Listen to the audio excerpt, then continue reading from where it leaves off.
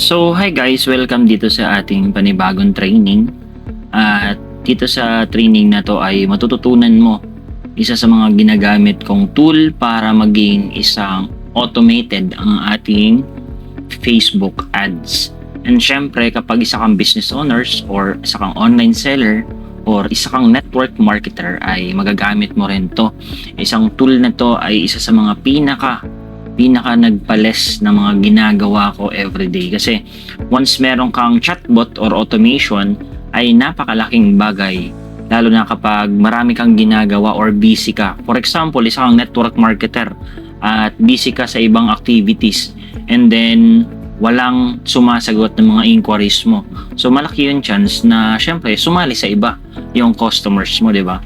Yung mga prospect mo. So sa video na to ay i-share ko sa inyo isang tool na pinaka malaking bagay at malaking tulong sa akin. So walang iba kundi si Bootcake. So para makapag sign in dito sa Bootcake ay i-type nyo lang dyan sa Chrome, lagay nyo lang dyan yung bootcake.io. Ayan, so makikita nyo yan dito sa ating screen. And then kapag meron ka ng Bootcake, ito na siya, ito yung pinaka dashboard or pinaka main dashboard natin. So ito yung aking pangalan ng page. Nag-create talaga ako ng page para makita nyo or ma-notice nyo yung mga ano ba yung dapat na kailangan i-set up. Okay? So, dito sa dashboard, makikita nyo dito sa mga gawing kaliwa. So, may makikita ka dito yung home, customer, automation. Pag in-open mo si automation, meron mga parts dyan na gagalawin or meron tayong aayusin. So, for the main part of this video, ituturo ko sa iyo yung kailangan lang para malaman mo kung saan yung mga kailangan, 'di ba? Ito lang ang kailangan mo setup, yung nasa baba na to. Ito yan yung complete your bot sabi dito. Kailangan meron kang get started, welcome message, default reply, keywords tsaka sequence. So isi-set up natin yan ngayon. So punta ka muna dito sa automation. Itong welcome message, ayan, 'di ba? So ang gagawin natin, punta muna tayo sa flow. Kasi pag meron ka ng flow, pwede mo na i-set up 'yan sa welcome message and then pwede mo na rin i-set up siya as default reply at pwede mo na rin siyang gawin sequence or keywords para iisahan lang.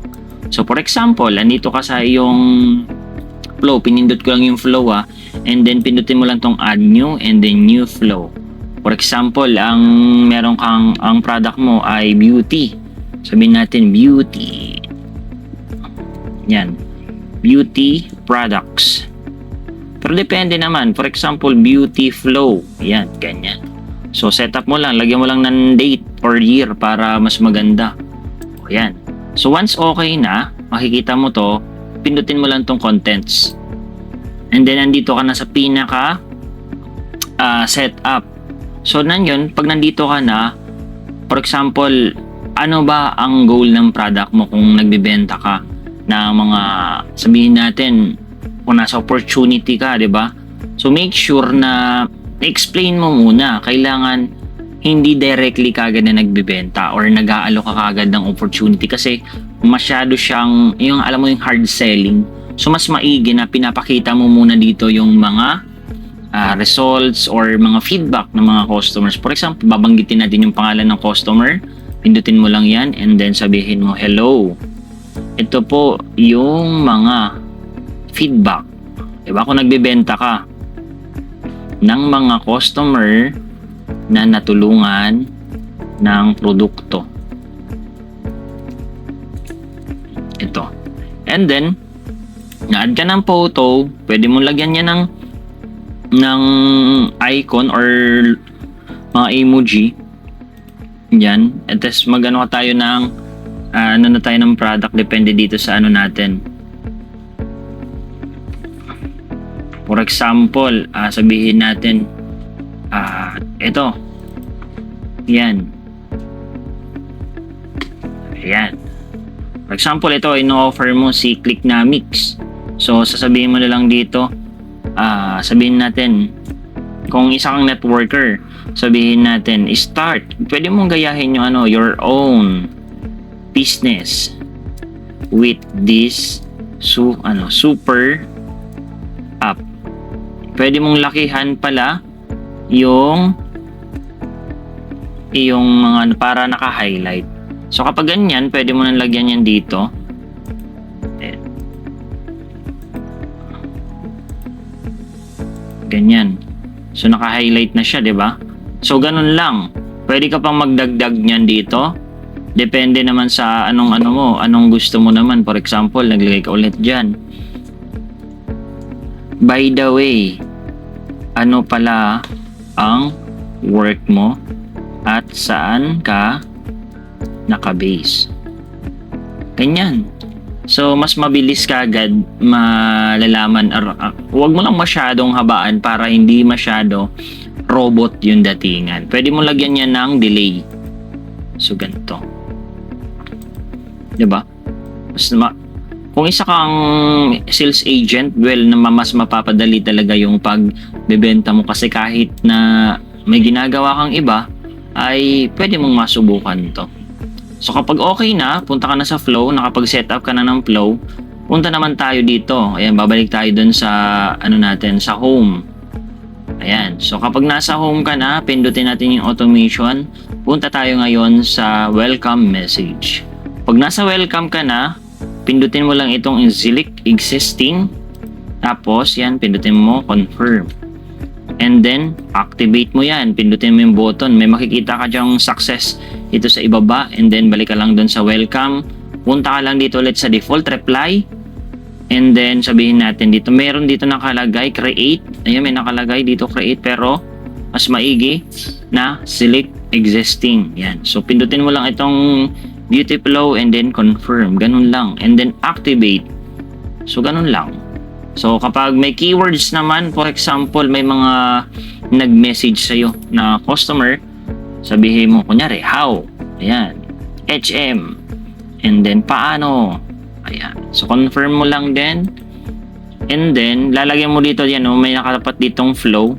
Ilalagay mo lang ulit, choose an existing flow. Pindutin mo ulit itong ginawa natin kanina. Ayan, tas pindutin mo to. Ayan. So, sa sequence naman din, pwede kang gumawa. Sa sequence naman, napakaraming kailangan mong gawin dito dahil nga, since may follow-up na kailangan, itong kinagandahan kapag nagpa-follow up ka, hindi mo na kailangan mag-manual follow-up kapag meron kang nagawang sequence. Sabihin natin, beauty sequence ang gagawin mo, 'di ba? Create. Kapag okay na, pindutin mo lang yan, and then papasok yan sa'yo dito, itong sequence settings. And then message, and then ayan na yung pinaka-dashboard ng ating sequence settings. So dito, pwede mong select existing, tas piliin mo ulit to. Pero since this is follow-up, gumawa ka naman ng bago. Okay? So, dito naman sa comment, for example, may mga nagko-comment dun sa product mo. Huwag ka malilito ito pinindot ko lang yung comment. And then i-open mo lang tong auto-reply, auto-inbox. Ayan, mga ganyan. So, for example, itong mo, kailangan pag mag-ano ka ng customer, kunyari may nag-comment dun sa page mo. And then, since may ginagawa ka din, napakalaking tulong nito, sasabihin mo na lang, nag-message po ako, paki-check po sa inbox. Ayan, ganyan lang. Tapos sa baba, may makikita ka ditong take action or add action. Pwede mong i-applyan yan. For example, yan, bootcake. Tapos meron ditong add-on tag. Depende kung anong gusto mo dyan. Scroll ka lang dito sa taas, may makikita ka naman ditong inbox. So dito naman, ito naman yung mag-chat doon sa customer natin. Kapag nakikita mong dito may plus, itong may circle, may plus button, pindutin mo tong kabila. Ayan, so pindutin mo tong beauty flow pa rin, yung ginawa natin kanina. So doon siya ulit babagsak. So ganun lang ka siya. Simple. Sabi dito, auto response content block only, please choose delete card block. Okay. So kailangan mong gumawa ng root tools naman. So pag dito naman sa root tools, balikan natin yun mamaya. Ito, pinindot ko lang root tools. Tapos tapat mo dito kay JSON add. Ayan, Facebook JSON add. Gumawa ka ngayon ng create tool. And then sabihin mo naman dito, beauty JSON. Ayan. So parang para pag mag-i-inquire naman to sa'yo. Sabi dito, no flow, pindutin mo lang tong button, create new message, and then sasabihin mo na dito, hello there.